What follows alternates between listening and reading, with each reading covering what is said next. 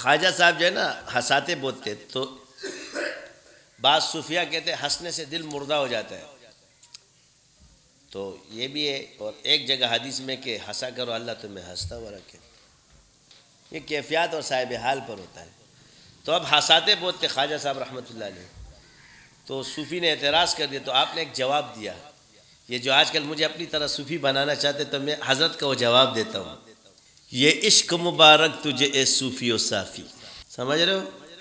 ہمدرد کی صافی پینے سے جو صوفی بنتا ہے، کیا چہرہ شاداب، رونق، روشن چہرے، تو یہ عشق مبارک تجھے اے صوفی و صافی، مجھ کو تو ایک دور کی نسبت ہی کافی، مجھ کو تو بس دور کی نسبت یہ۔ ایک ایسے بزرگ تھے ان کے اشعار میں عجیب عجیب باتیں۔ مفتی جمیل صاحب یہ بڑے بڑے بزرگ ان کے مرید تھے، تو خط لکھتے ہیں شیخ کو کہ آپ تو اکیلے اکیلے پی رہے ہو اور ہمیں نہیں پلا رہے ہو، جیسے آج کل کیا کچھ اندر سے تو دے دو، دل سے۔ میں نے کہا سارا دل سے لکھا ہوا ہے نا، اور کس نے لکھا ہے؟ آپ نے کتابیں پڑھی تصوف کی مگر سبق نہیں آتے، ہم نے وہ چیز تمہیں دے دی جس سے بندہ صوفی بنتا ہے، جس سے بندہ حکمت والا بنتا ہے، اور اللہ نے بنا دیا سب کو۔ اب ان کو تو یہ نعمت ہے، ہمارا دعویٰ نہیں ہے، ہم اظہار نعمت کر رہے ہیں۔ اللہ نے ہمیں دیا ہے، دعویٰ تو وہ کرتے ہیں جس کے پاس کچھ ہوتا نہیں ہے۔ تو آپ نے ان کو جواب میں لکھا کہ یا شیخ آپ اکیلے اکیلے پی رہے ہو۔ انہوں نے جواب میں لکھا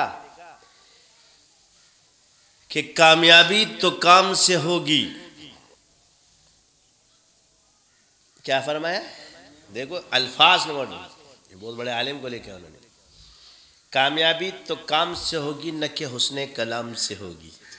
یہ جو بڑے تقریر کرتے ہیں نا حسن کلام کے ساتھ، یہاں فرمایا کامیابی تو کام سے ہوگی نہ کہ حسن کلام سے ہوگی، ذکر کے اہتمام سے ہوگی اور فکر کے التزام سے ہوگی۔ مفتی جمیل صاحب نے خط لکھا کہ حضرت آپ مجھے بیعت کر لیں، تو جواب میں پتہ کیا لکھا ہے؟ پیش شیخ ذلیل ہو جاؤ، یعنی عزت مت مانگنا شیخ کے سامنے، شیخ کے پیش شیخ ذلیل ہو جاؤ، متبع بے دلیل ہو جاؤ۔ یہاں تو انہوں نے شرائط رکھی کہ بے دلیل متبع ہو، ہم تو پھر بھی دلیل دیتے ہیں۔ متبع بے دلیل ہو جاؤ، پھر تو سچ مچ جمیل ہو جاؤ، یعنی حق کے خلیل ہو جاؤ۔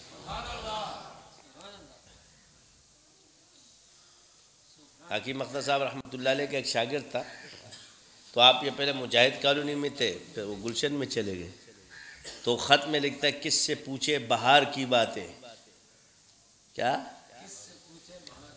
کہ اب صبا بھی ادھر نہیں آتی۔